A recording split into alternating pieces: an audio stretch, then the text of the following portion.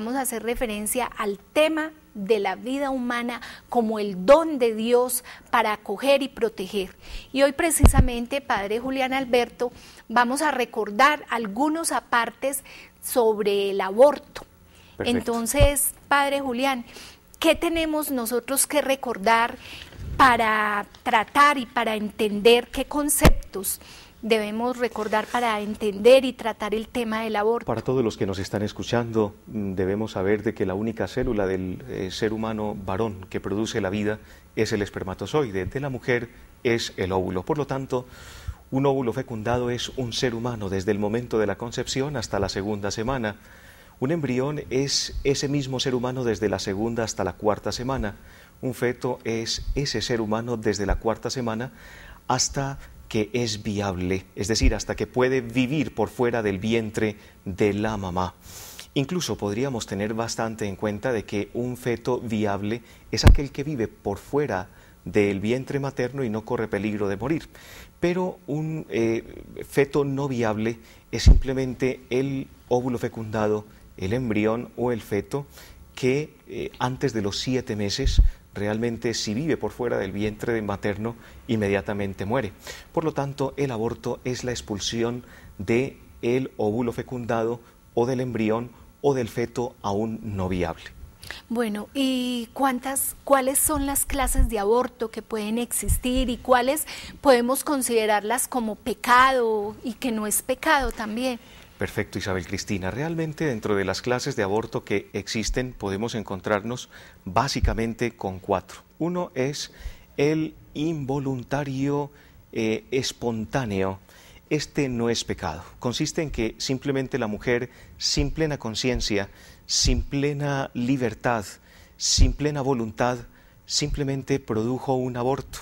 Es el caso, por ejemplo, de aquella mujer que se enfermó o el feto se enfermó y falleció a causa de esa enfermedad y de repente se le vino espontáneamente el aborto. Ahí no hay pecado, ni tampoco hay pena de excomunión canónica por parte de la Iglesia. Otro es el involuntario culposo. Tampoco es pecado y tampoco da excomunión. La persona sí colocó algo de su conciencia, algo intelectual, pero su voluntad y su libertad realmente no la puso para abortar. Entonces, por ejemplo, es el caso de aquella mujer que se la pasó toda una noche bailando y está en embarazo, o que hizo una larga caminada y no sabía de que ese baile toda la noche o esa caminada le iba a proporcionar el aborto. Obviamente, si lo sabía, pues aquí ya nos meteríamos en el tercer caso, que ya sería un aborto voluntario directo, que es aquella persona que con plena conciencia, pleno consentimiento, plena libertad y plena voluntad busca el aborto. Ese sí es el que da realmente la pena de excomunión y es pecado, naturalmente a nivel mortal. El anterior, que es el involuntario culposo, realmente no alcanza a dar o a ser pecado, ni tampoco a dar la pena de excomunión, porque la persona no tenía plena voluntad de hacerlo. Pero también está el aborto voluntario indirecto, que es aquel previsto, pero no querido, mas sí deseado, pero buscando un bien mayor. Es el caso, por ejemplo, como anotábamos en programas pasados, de aquella mujer que se encuentra en las selvas del Amazonas, que tiene una enfermedad muy grande y que no encuentran otro remedio para lucharle a la enfermedad que uno que de pronto podría proporcionar un aborto. Allí el aborto es previsto, sí, pero es querido, no. Es previsto pero no querido, mas sí tolerado buscando un bien mayor, que es el bien de la mamá. Aquí este tipo de aborto no es pecado, ni tampoco da excomunión por parte de la Iglesia. Bueno, ¿y cuándo se considera que un ser humano existe en cuanto tal y en qué etapa de la vida? Sí, teológicamente hablando es en el momento de la fecundación, es decir, en el momento en que el óvulo es penetrado por el espermatozoide. Allí la Iglesia Católica considera de que hay un alma porque hay un dinamismo propio. Filosóficamente allí hay un nuevo ser. Y científicamente incluso podríamos ver de que ese proceso no tiene retroceso. Aunque la clonación tiene retroceso, ese proceso de la fecundación es imposible echarlo para atrás y ya tiene un dinamismo completamente propio.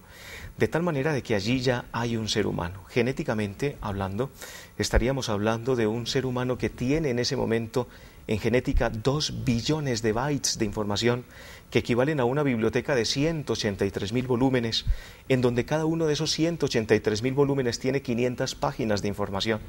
Y ese ser humano no ha existido ni existirá jamás en toda la historia de la humanidad. Los hombres tenemos en este planeta Tierra 15 millones de años pisándolo, y no ha existido en 40.000 generaciones de esos 15 millones de años ese ser que está ahí, ese óvulo fecundado que está ahí, ese ser humano que está ahí, no ha existido ni existirá jamás. Por lo tanto, ahí hay una vida que hay que respetar, de tal manera de que óvulo fecundado, embrión, feto, niño, púber, adolescente, adulto, anciano, persona agonizante y persona en la eternidad son diferentes etapas de un mismo ser humano. Qué interesante, bueno. Y padre Julián, ¿por qué no nos recuerda un poquito sobre el aborto voluntario directo que no acepta la Iglesia? Sí, ese aborto voluntario directo es aquel donde la persona con plena conciencia, plena libertad, plena voluntad, con pleno consentimiento desea simplemente quitarle la vida a ese ser humano que está en estado fetal o embrionario, o que es un óvulo netamente fecundado, con la pastilla, por ejemplo, del postinol del día después.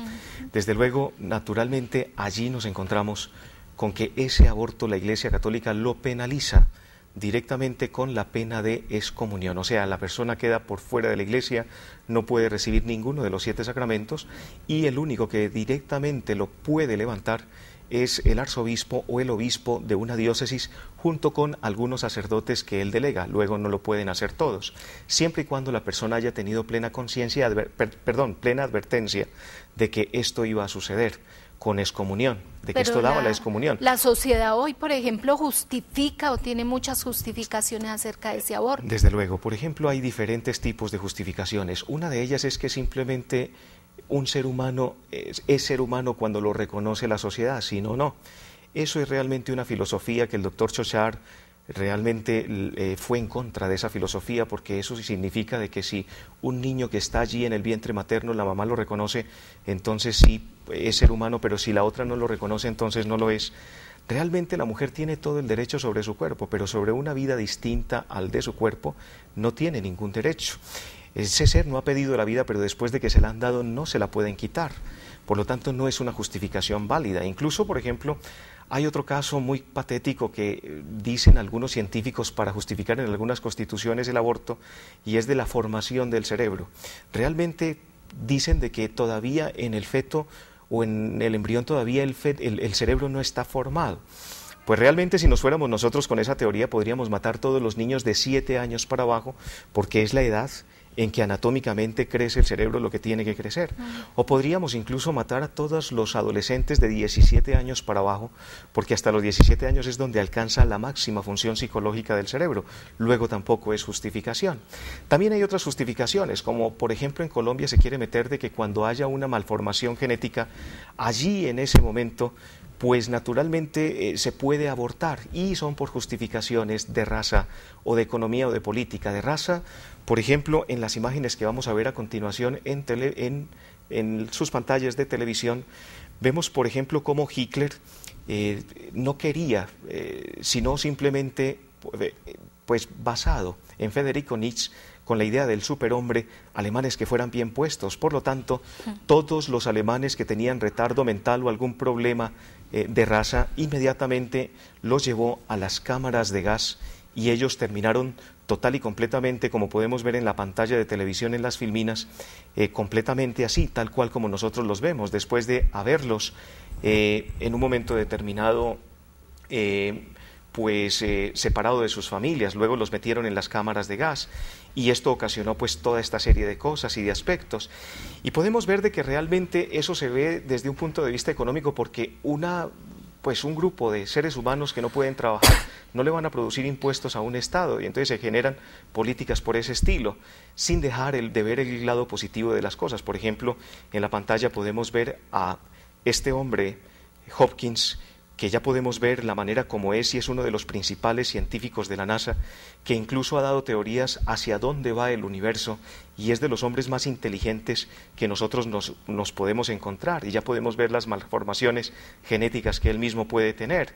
Lo mismo, por ejemplo, Helen Keller, una mujer que era ciega, sorda y muda, y sin embargo su profesora pues le ayudó con el tacto a salir adelante, y no solamente fue una mujer que se pudo graduar, sino que también pues hizo una cantidad de obras preciosas para la humanidad. En fin, también, por ejemplo, hay una serie de ideas bastante complejas, bastante difíciles, como es, por ejemplo, la parte netamente ética. Y en esa parte netamente ética es simplemente que la niña que ha sido violada inmediatamente tiene derecho a abortar para evitar de pronto una situación embarazosa por parte de la sociedad. ¿Con qué nos encontramos? Nos encontramos con que esto es realmente lamentable.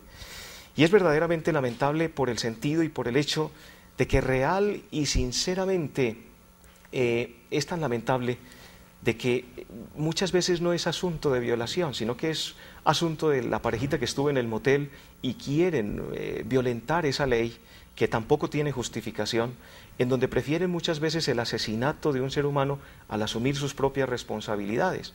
Incluso podemos llevar la situación al hecho de que una mujer que ha sido violada, si hace una ducha vaginal antes de 12 horas, incluso en un puesto de salud, ella misma en su baño, etcétera, pues no alcanza a ver fecundación y no se tiene que proceder realmente a esta situación. Pero enseñarle en estos momentos a los niños en las escuelas, que eso es lo que está buscando el Ministerio de Educación, en qué momentos se puede abortar y qué es lo que dice la ley. Yo quiero que ustedes simplemente en la televisión miren esta imagen, y son simplemente los niños de la guerra. Los niños de la guerra, por ejemplo, que ha cogido las FARC o los paramilitares, les han enseñado a matar.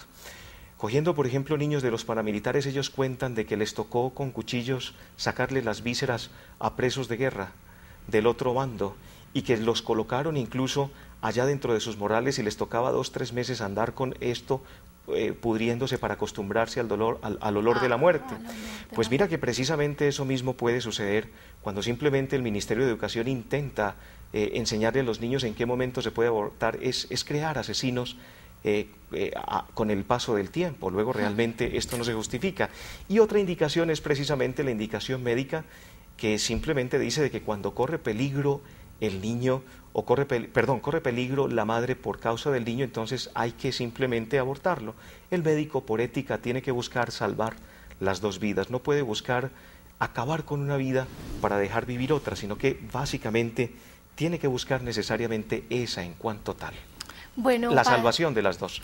Padre Julián, es un mensaje que ojalá les llegue y les deje por lo menos la inquietud, y si tienen alguna duda que despejar, pues ustedes se pueden acercar allí al Palacio Arzobispal, a la oficina de la Sala de Conciliación Matrimonial. No quiero irme en estos 2 minutos que me hacen falta, en este minutico, explicándoles el aborto voluntario indirecto, que no es pecado, es aquel previsto pero no querido, mas sí tolerado, buscando un bien mayor. El objetivo es sobre todo que primero pues no haya en esta mujer que está allá en la selva algo que realmente, un tratamiento médico distinto y diferente, que en un momento determinado le pueda salvar la vida, si no solamente ese, y se corre riesgo del niño. Entonces, primero que no haya ningún tratamiento médico, sino solamente ese en donde se puede poner en riesgo de la vida del niño, pero es previsto, mas no querido, pero sí tolerado y buscando el bien mayor, que es la salud simplemente de la mamá. Segundo, que las acciones no sean directamente matar al niño, sino buscar la salud de la mamá.